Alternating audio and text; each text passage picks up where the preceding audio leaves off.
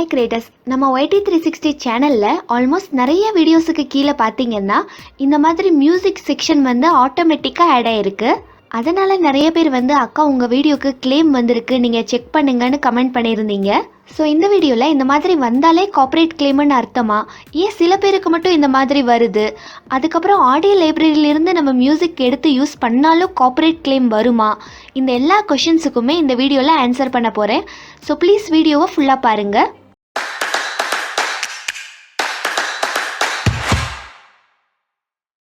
First இந்த மாதிரி music செக்ஷனை வந்து எல்லாரோட வீடியோக்குமே காட்டுறதில்ல, சில வீடியோஸுக்கு மட்டும்தான் ஷோ ஆகுது. அதுக்கான ரீசன் வந்து யூடியூப் கிட்ட அந்த சாங்கோட ஃபுல் டேட்டா இருந்துச்சுன்னா இந்த மாதிரி மியூசிக் செக்ஷன் கொடுக்கறதா சொல்லியிருக்காங்க.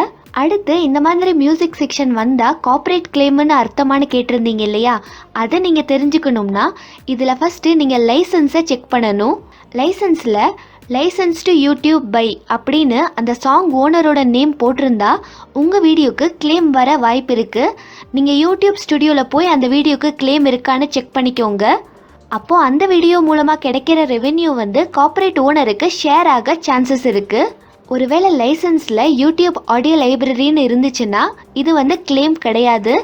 என்னோட யூடியூப் ஸ்டுடியோலையும் இதே வீடியோவை காட்டுறேன் பாருங்கள். இந்த வீடியோக்கு $3 தான் வந்திருக்கு, அதுக்கப்புறம் ரெஸ்ட்ரிக்ஷன்ஸில் நன் தான் இருக்குது. ஒருவேளை கிளைம் வந்திருந்தா கிளைம்னு காட்டியிருக்கும். ஸோ இந்த வீடியோக்கு கிளைம் எதுவும் வரலை, அதனால் இந்த வீடியோவோட ஃபுல் ரெவென்யூவுமே எனக்கு மட்டும்தான் கிடைக்கும். ஸோ என்னோட எல்லா வீடியோஸ்லேயும் பார்த்தீங்கன்னா இந்த லைசன்ஸில் ஆடியோ லைப்ரரின்னு தான் இருக்கும். நான் எப்போவுமே ஆடியோ லைப்ரரியில் இருந்து மட்டும்தான் மியூசிக் யூஸ் பண்ணுறேன், வேறு எதில் இருந்தும் நான் யூஸ் பண்ணுறதே கிடையாது. இப்போ அடுத்து யூடியூப் ஆடியோ லைப்ரரியில் இருக்கிற மியூசிக் எடுத்து யூஸ் பண்ணால் நம்ம வீடியோக்கு கிளைம் வருமா வராதான்னு டீட்டெயிலாக பார்க்கலாம். ஃபஸ்ட்டு ஆடியோ லைப்ரரியில் வந்து 2 கேட்டகரி ஆஃப் மியூசிக் இருக்குது. ஃபஸ்ட்டு கேட்டகரி வந்து ஆட்ரிபியூஷன் ரிக்வயர்டு மியூசிக், அதாவது கிரெடிட் கொடுக்க வேண்டிய மியூசிக். இந்த ஆட்ரிபியூஷன் ரிக்வயர்டு இருக்கிற மியூசிக் எடுத்து உங்கள் வீடியோக்கு யூஸ் பண்ணிங்கன்னா அந்த வீடியோவோட டிஸ்கிரிப்ஷனில் அந்த மியூசிக்கோட ஆர்டிஸ்ட் டீட்டெயிலை நீங்கள் பேஸ்ட் பண்ணணும், கிரெடிட் கொடுக்கணும்.